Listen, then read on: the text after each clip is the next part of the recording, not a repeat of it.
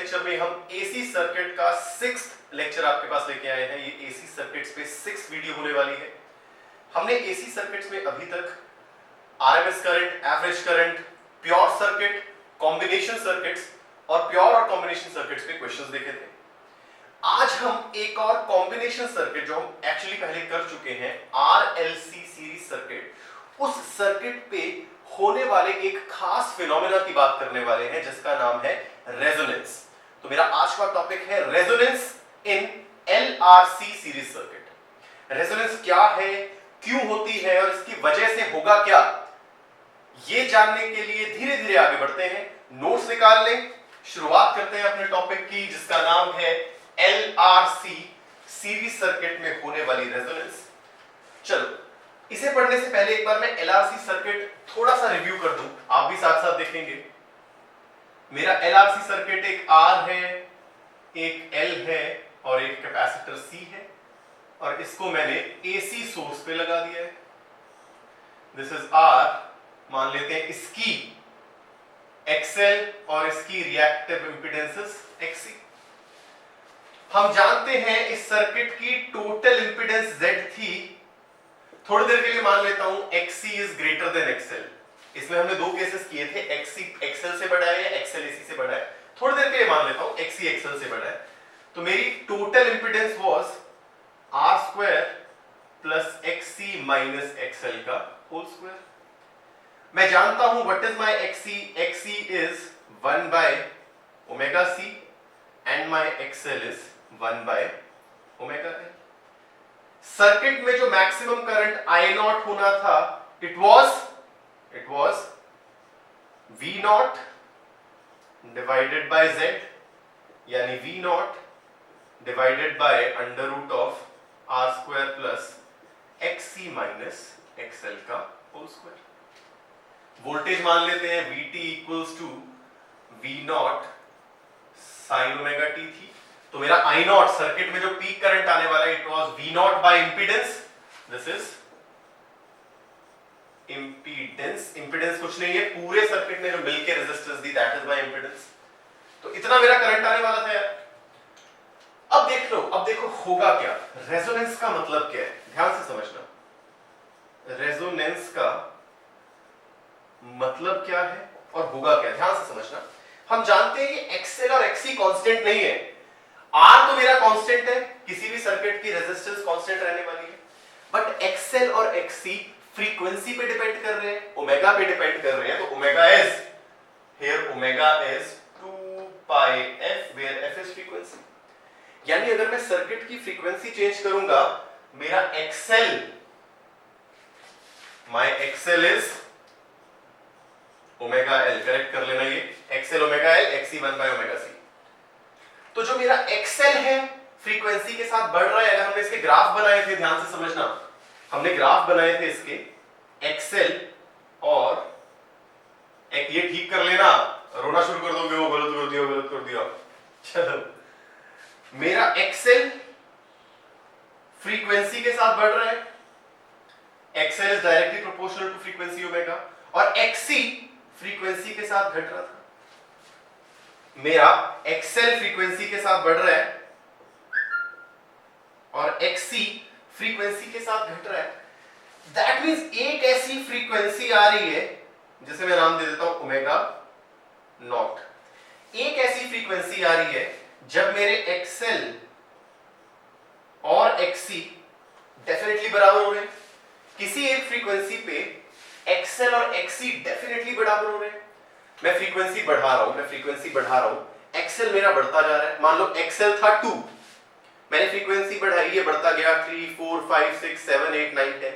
XC था 10, frequency बढ़ाई, ये घटता गया 9, 8, 7, 6, 5, 4, 3 एंड सो ऑन। एक फ्रीक्वेंसी पे आके डेफिनेटली ये बढ़ रहा है, ये घट रहा है। एक फ्रीक्वेंसी पे आके ये दोनों बराबर होने वाले हैं। तो मैं मान लेता हूं let at omega equals to omega naught, मेरा XL और XC बराबर हो गए। ये बढ़ता गया, ये घटता गया और एक फ्रीक्वेंसी पे आके बराबर हुए। इससे रिलेटेड एक क्वेश्चन किया था और मैंने कहा था उसकी बात आगे जरूर होगी रेजोनेंस में। इन दोनों का बराबर होना is the condition is the condition of resonance. बस अभी लिखो, इन दोनों का बराबर होना, किसी एक पर्टिकुलर फ्रीक्वेंसी पे ये दोनों बराबर हो गए, मैं बोलूंगा मैंने रेजोनेंस अचीव कर ली। होगा क्या? XL was omega naught L, at omega naught क्या हो जाएगा? ओमेगा नॉट L, XC हो जाएगा 1 by omega naught C।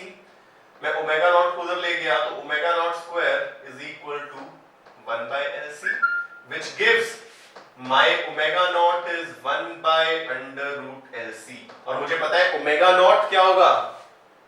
Omega naught को मैं लिख सकता हूं 2 pi f not, that means my f not is equal to 1 by 2 pi under root of LC।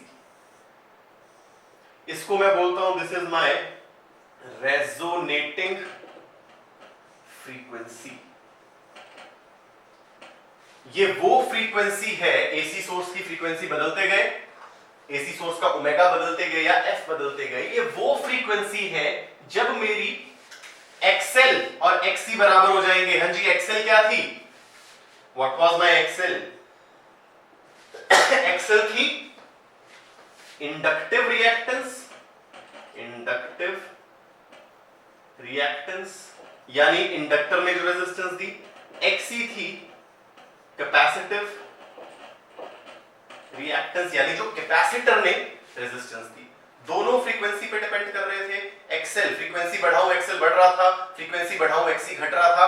एक फ्रीक्वेंसी ओमेगा नॉट पे आके दोनों बराबर हुए। एफ नॉट आया मेरा 1 by 2 pi LC, this is resonating frequency. So what is resonance? अगर मैं अब रेजोनेंस को डिफाइन करूं, उससे पहले रेजोनेटिंग फ्रीक्वेंसी को डिफाइन करते हैं। मैं रेजोनेटिंग फ्रीक्वेंसी यानी एफ नॉट को डिफाइन करूं तो बहुत सिंपल है, it is that frequency, it is that frequency of AC source. इसकी फ्रीक्वेंसी है, एसी सोर्स की फ्रीक्वेंसी है when in the circuit my XL becomes equal to XC। ऐसी फ्रीक्वेंसी जो कि निकल के आई 1 by 2 pi under root LC, इसको नाम दिया रेजोनेटिंग फ्रीक्वेंसी, इसको नाम दिया रेजोनेटिंग फ्रीक्वेंसी। सर ऐसा होने पे होगा क्या? ऐसा होने पे होगा क्या? ये चीज क्लियर है? मैं साइड में सिर्फ ये रिजल्ट लिख देता हूं, फिर देखते हैं इसकी इंप्लीकेशन हुआ क्या। ऐसा होने पे सर्किट में क्या चेंजेस आने लगे अचानक से और क्यों ये यूजफुल हुआ। मैं इसे एक बार बिठा देता हूं और इसे साइड पे लिख देता हूं, जस्ट रेजोनेटिंग फ्रीक्वेंसी का फॉर्मूला। रेजोनेटिंग फ्रीक्वेंसी का फॉर्मूला निकल के मेरे पास आ रहा है, होगी कब? When XL becomes equal to XC, मेरी एफ नॉट बन जाएगी 1 by 2 pi under root LC। इसे याद रखेंगे और इसकी वजह से होगा क्या, ध्यान से समझना, ध्यान से देखना। मुझे पता था मेरा Z था, इस LRC सर्किट की इंपीडेंस थी ये, बट मेरी इंपीडेंस क्या थी? Under root of R square plus XC minus XL का होल स्क्वायर। बट अगर XC और XL बराबर हो गए तो ये टर्म क्या हो गई? जीरो। मेरा Z क्या आया? Under root of R square यानी R। मेरा Z क्या आया? R। और ये क्या होगा? Z minimum. This would be minimum impedance जो ये सर्किट शो कर रहा है। मेरे सर्किट की इंपीडेंस ये आ रही है, ये टर्म कांस्टेंट है, ये चीज दोनों वेरिएबल है। जब ये कट के जीरो हो गई तो मुझे रेजिस्टेंस मिल गई सर्किट में, इंपीडेंस मिल गई क्या? Equal to resistance. My impedance becomes equal to resistance और सर्किट की ये मिनिमम इंपीडेंस पॉसिबल है, मिनिमम इंपीडेंस पॉसिबल है। यानी जैसे ही रेजोनेंस हुई सर्किट मेरा acts like, my circuit acts like, अरे यार अगर सर्किट में सिर्फ R रह गया तो प्योरली रेजिस्टिव सर्किट बन गया। The circuit acts like purely resistive circuit. अबे यार देखो ना, अगर ये चीज चली गई, गायब हो गई और मेरी रेजिस्टेंस, इंपीडेंस रेजिस्टेंस के बराबर आ रही है, ऐसा कब होता था? जब प्योरली रेजिस्टिव सर्किट हो। यानी मेरा सर्किट में इंपीडेंस होगी minimum and circuit starts acting like pure resistive circuit. अब और क्या होगा, चलो देखो, मुझे पता है मेरा I नॉट, सर्किट का मैक्सिमम करंट क्या था, सर्किट का पीक करंट क्या था, it was V naught divided by Z। Z मेरा बन गया है R, Z मेरा क्या बन गया है, Z minimum which is R। यानी Z अगर मिनिमम बना तो मेरा करंट सर्किट में क्या हो जाएगा, मैक्सिमम I नॉट बन जाएगा, मैक्सिमम पॉसिबल करंट सर्किट में which is V naught by R। मेरा सर्किट का करंट अचानक से बढ़ेगा। देखो होगा क्या, मेरा LRC सर्किट है, काम कर रहा है, अचानक से रेजोनेंस फ्रीक्वेंसी आई, मैंने फ्रीक्वेंसी बदली, जैसी रेजोनेंस फ्रीक्वेंसी आई सर्किट की इंपीडेंस धटाक नीचे, सर्किट की इंपीडेंस धटाक नीचे और सर्किट का करंट बिल्कुल ऊपर। ये दोनों चेंजेस आ रहे हैं सर्किट में, सर्किट की रेजिस्टेंस खत्म नीचे बिल्कुल R के बराबर और अचानक से करंट बढ़ेगा। इसका यूज देखना कितना इंपॉर्टेंट है, आगे आएगा। दैट मींस अब मैं रेजोनेंस को डिफाइन करता हूं, अब मैं इस लायक बन गया हूं कि मैं रेजोनेंस को डिफाइन करूंगा। व्हाट इज रेजोनेंस लिखूंगा, it is the condition of the circuit, it is the condition, it is the condition of the circuit. अब मैं यहां ये नहीं लिखूंगा when XL becomes equal to XC, वो चीज मैंने रेजोनेटिंग फ्रीक्वेंसी डिफाइन करने के लिए बोल रखी है कि ये वो फ्रीक्वेंसी है जब XL XC के इक्वल हो जाती है। यहां मैं क्या बोलूंगा, it is the condition of the circuit when the current in the circuit becomes maximum, when the peak current in the circuit becomes maximum। ये वो कंडीशन है सर्किट की, एक LRC सर्किट है, एक फ्रीक्वेंसी आई, अचानक से करंट क्या हो गया, मैक्सिमम है। यहां ये भी लिख सकता था when impedance of the circuit becomes minimum, कुछ भी लिख सकते हो, चाहे दोनों लिख सकते हो। It is the condition of the circuit when number 1 impedance of the circuit becomes minimum equal to R and current, peak current in the circuit becomes maximum which is equal to V naught by R। अचानक से अच्छा खासा LRC circuit चल रहा था, अचानक से resistance फटाक नीचे, करंट फटाक ऊपर, राइट? उस चीज को मैंने बोल दिया कंडीशन ऑफ रेजोनेंस। इसमें होगा क्या, देखो इसमें होगा क्या, इस पे एक लेक्चर हम कर लेंगे पूरा के। जो FM हम चलाते हैं ना, कभी नोटिस किए जब हम FM चलाते हैं हम उसकी फ्रीक्वेंसी बदल रहे हैं तो कर क्या रहे हैं, हम नॉब घुमा रहे हैं, तो वो हो क्या रहा है, उससे कैसे चैनल चेंज हो रहा होगा। असल में हर एक FM में, हर एक रेडियो में सर्किट लगा होता है LRC। इस पे कल डिस्कशन करेंगे, अगले लेक्चर में पूरी डिस्कशन होगी। हर एक FM में या रेडियो में LRC सर्किट लगा होता है। और देखो आपने अगर C पढ़ रखी है, C is equal to epsilon A by D, where D is plates के बीच का डिस्टेंस। मैं क्या करता हूं, जब मैं वो नॉब घुमाता हूं तो इस कैपेसिटेंस के बीच का डिस्टेंस कम ज्यादा कर रहा हूं, इस कैपेसिटेंस के बीच का, इस कैपेसिटर के बीच के प्लेट्स का डिस्टेंस कम ज्यादा कर रहा हूं, यानी मैं C चेंज कर रहा हूं। C चेंज कर रहा हूं तो मेरी रेजोनेटिंग फ्रीक्वेंसी बदल रही है, यानी वो फ्रीक्वेंसी बदल रही है जब सर्किट में मैक्सिमम करंट होगा। अब जब मैं FM की नॉब घुमाता हूं, और रेजोनेटिंग फ्रीक्वेंसी चेंज करता हूं, यानी मैंने सर्किट की रेजोनेटिंग फ्रीक्वेंसी बदल दी। अब एनवायरनमेंट में तो बहुत सारी फ्रीक्वेंसी है, रेड FM, बिग FM, ये FM, वो FM, फलाना ढिमकाना FM, सारे FMs की वेव्स आ रही हैं, हमारे रेडियो एंटीना पे गिर रही हैं। बट जो मैंने फ्रीक्वेंसी सेट की C को चेंज करके, मेरे रेडियो ने वही फ्रीक्वेंसी कैच कर लेनी है, वही फ्रीक्वेंसी कैच करेगा। FM का काम क्या है, जो फ्रीक्वेंसी मैं C के बीच का डिस्टेंस चेंज करके कर रहा हूं, उससे आ रही है रेजोनेटिंग फ्रीक्वेंसी, उसी फ्रीक्वेंसी को वो कैच करेगा, बाकी सबको रिजेक्ट कर देगा। तो अगर मैंने रेजोनेटिंग फ्रीक्वेंसी कर दी 93.5, तो सिर्फ 93.5 मेगाहर्ट्ज को वो कैच करेगा और उस टाइम करंट मेरा मैक्सिमम होगा, रेजोनेंस फ्रीक्वेंसी पे करंट मेरा मैक्सिमम होगा, यानी जो फ्रीक्वेंसी मैं कैच कर रहा हूं उसका सिग्नल बहुत बढ़िया आएगा, बहुत क्लियर सुनाई देगा, कभी देखा आपने पुराने रेडियो होते थे जिसमें सेल डलते थे, अगर सेल वीक हो जाए तो होता क्या था, मुझे वो ढंग से सुनाई नहीं देता, ऐसे आवाज आती थी, हल्का सुनाई देता था। क्यों? सेल वीक हो गए यानी करंट कम हो गया, सर्किट का पीक करंट कम हो गया, यानी जो रेजोनेंस फ्रीक्वेंसी मैंने कैच की उसका पावर बहुत कम हो जाएगी, तो वो सुनाई नहीं देगी। कैच तो हो जाएगी बट सुनाई नहीं देगी। सुनाई कब देगी? जब करंट मैक्सिमम हो। तो मैं करूंगा क्या? सी बदलूंगा, रेजोनेंस फ्रीक्वेंसी सेट करूंगा, वही फ्रीक्वेंसी कैच करूंगा, उस फ्रीक्वेंसी पे करंट मैक्सिमम यानी बहुत सॉलिड सिग्नल आने वाला है। इस पे कल पूरी बात होगी, इस पे कल पूरी बात होगी। हालांकि ये बहुत सीबीएसई में ये है नहीं, बहुत सिंपल सी बात है नहीं, बहुत ऐसे 2 लाइनें लिख के छोड़ देते हैं, बट इस पे बात करनी पड़ेगी। जेई में सवाल आते हैं इससे, एप्लीकेशन ऑफ रेजोनेंस फ्रीक्वेंसी से। चलो वापस आते हैं, चीजें क्लियर हुई। रेजोनेंस फ्रीक्वेंसी क्या है, रेजोनेंस क्या है, रेजोनेटिंग फ्रीक्वेंसी क्या है, क्या कंडीशन है, फ्रीक्वेंसी क्या आने वाली है, करंट मैक्सिमम होने वाला है, इंपेडेंस मिनिमम होने वाला है, और as a pure resistive circuit की तरह काम करेगा मेरा सर्किट। चलो 2-3 और चीजें इसकी अच्छे से देखते हैं, 2-3 और अच्छी चीजें देखते हैं। ग्राफ बहुत इंपॉर्टेंट है। At certain frequency these two become equal, XL become XC, और उस फ्रीक्वेंसी को ओमेगा नॉट यानी रेजोनेटिंग फ्रीक्वेंसी कहा जा रहा है। चलो एक ग्राफ बता रहा हूं, 2 ग्राफ बता रहा हूं, उनकी वेरिएशन बता रहा हूं, ध्यान से समझना, ध्यान से समझना। पहला ग्राफ है मेरा, पहला ग्राफ है मेरा सर्किट करंट वर्सेस ओमेगा लिख लो या फ्रीक्वेंसी लिख लो, मैं फ्रीक्वेंसी लिख लेता हूं, तुम फ्रीक्वेंसी भी लिख सकते हो, वर्सेस ओमेगा भी लिख सकते हो।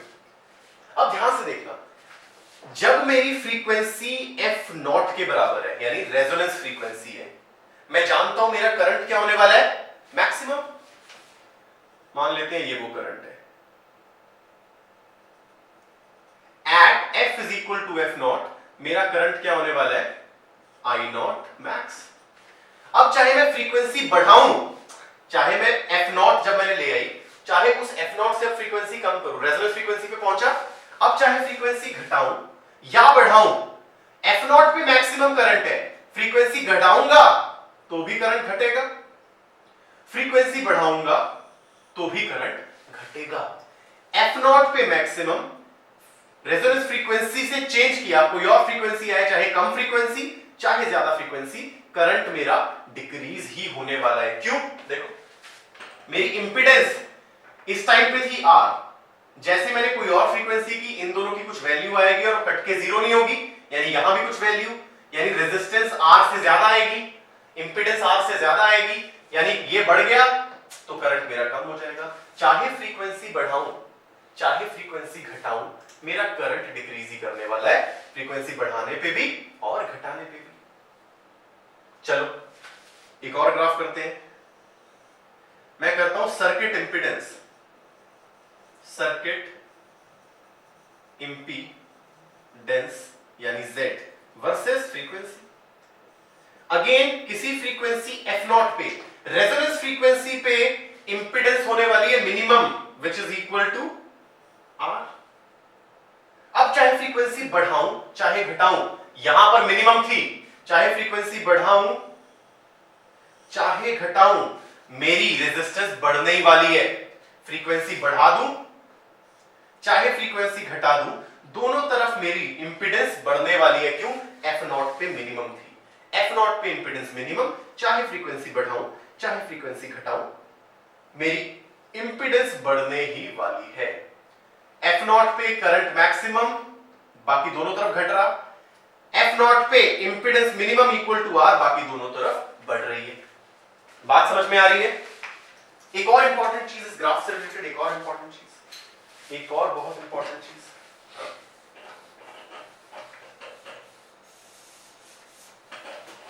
ध्यान से देखना इसको। मैंने बोला मेरा Z था LRC सर्किट का R square plus XC minus XL का होल स्क्वायर का अंडर रूट। जब मेरा F equal to F naught था, Z आ रहा था R, बिकॉज ये क्या हो गया था, XL इक्वल टू XC हो गया था, ये कट के 0 है। अगर अब मैंने फ्रीक्वेंसी बढ़ाई, अब मैंने frequency is greater then F not की, या मैंने frequency less than F not की, रेजोनेंस फ्रीक्वेंसी पे तो दोनों बराबर है, रेजोनेंस फ्रीक्वेंसी पे दोनों बराबर है। अगर मैंने फ्रीक्वेंसी बढ़ा दी तो फ्रीक्वेंसी बढ़ाने पे FL बढ़ेगा यानी मेरा एक्सएल ग्रेटर देन एक्सी हो जाएगा यार। F is equal to F naught पे दोनों बराबर है, F equal to F naught पे दोनों बराबर है। फ्रीक्वेंसी ये एक्सएल है, फ्रीक्वेंसी बढ़ाने पे एक्सएल बढ़ता है, एक्सी कम होता है, यानी F is equal to F naught पे बराबर। जैसे ही फ्रीक्वेंसी एफ नॉट से बढ़ाई, एक्सएल बढ़ गया, एक्सी घट गया, यानी my XL is greater than XC. और फ्रीक्वेंसी कम करने पर एक्सएल घटता है, एक्सी बढ़ता है, यानी my XC is greater than XL. यानी अगर मैं फ्रीक्वेंसी बढ़ाऊंगा तो मेरा सर्किट इंडक्टिव होना शुरू हो जाएगा, क्योंकि एक्सएल बढ़ रहा है। और अगर मैं एफ बढ़ाऊंगा, एफ नॉट घटाऊंगा एफ नॉट से, तो सर्किट मेरा कैसा होना शुरू हो जाएगा? कैपेसिटिव। मेरा सर्किट कैपेसिटिव होना शुरू हो जाएगा, बिकॉज एक्सी बढ़ जाएगा।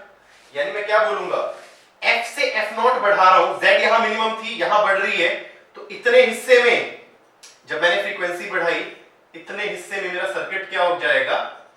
इंडक्टिव।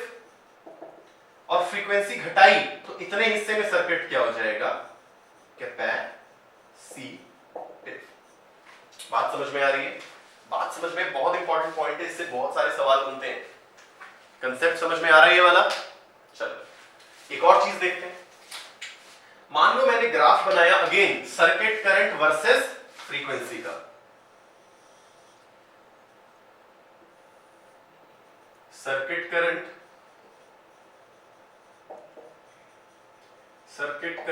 वर्सेस फ्रीक्वेंसी, और मैंने तीन अलग अलग ग्राफ बनाए। एक ऐसा कुछ बनाया, this is F is equal to F naught. एक कुछ ऐसा बनाया, और एक कुछ ऐसा बनाया। ठीक है, तीन अलग अलग सर्किट के लिए मैंने ये ग्राफ बनाए। कुछ ऐसे बने, this is circuit 1, this is for circuit 2, this is for circuit 3, right. मैं बोल रहा हूं in which circuit resistance is maximum. कौन से सर्किट में? इस ग्राफ को देख के कोई पूछे, अच्छा ये एलआरसी ग्राफ, एलआरसी का सर्किट का ग्राफ है? हाँ बिल्कुल है। कब का? जब फ्रीक्वेंसी एफ नॉट के बराबर होगी तो करंट मैक्सिमम, इस सर्किट का भी करंट मैक्सिमम, इस सर्किट का भी करंट मैक्सिमम, इस सर्किट में भी मैक्सिमम पॉसिबल करंट। बोल रहे कौन से सर्किट 1 2 3 में रेजिस्टेंस ज्यादा है? इस ग्राफ को देख के बताओ कौन से सर्किट 1 2 3 में से रेजिस्टेंस ज्यादा है। अरे यार हमें पता है जो मेरा पीक करंट आने वाला है रेजोनेंस पे is equal to V naught by R. जिसका आर ज्यादा उसका पीक करंट कम। तो यहां पीक करंट कौन से सर्किट का सबसे कम है? 3 का।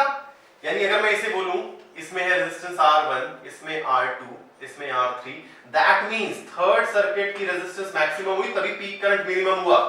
My R3 is greater then R2 is greater then R1। पहले सर्किट की रेजिस्टेंस मिनिमम रही होगी तभी करंट मैक्सिमम है। ऐसे सवाल बहुत ज्यादा आते हैं, ये भी लिख लेंगे। तो हमें आज क्या पता लगा? हमें पता लगा जो LRC सीरीज सर्किट है बहुत एक यूनिक सर्किट है, और उसका काम कहां पर है? FM रेडियोस पे। रेडियोस जितने भी आपके बनेंगे उसमें LRC सर्किट बनेगा।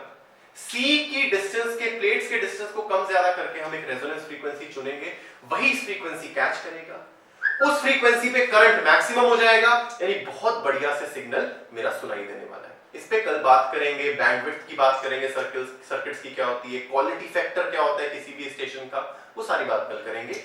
आज के लिए इतना काफी है बच्चे। अब हमारे एसी सर्किट्स में ऑलमोस्ट 3 या मैक्सिमम 4 लेक्चर्स और आने वाले हैं। आपका एसी सर्किट्स भी खत्म हो जाएगा। इसके बाद +2 का जो बच्चे मेरे से पढ़ रहे हैं फिजिकल कोचिंग में, उनका आखिरी लेक्चर बचेगा विच इज इलेक्ट्रोमैग्नेटिक वेव्स। फिर आपकी +1 खत्म, +2 खत्म। हमारे पास करंट एकेडमिक टाइम टेबल के हिसाब से 1 साल होगा, जहां हम जी जान से जेई के क्वेश्चंस करते जाएंगे, असाइनमेंट्स करते जाएंगे, and will beat the world, right. चलो मिलते हैं अगले लेक्चर में, पढ़ते रहें। जय हिंद।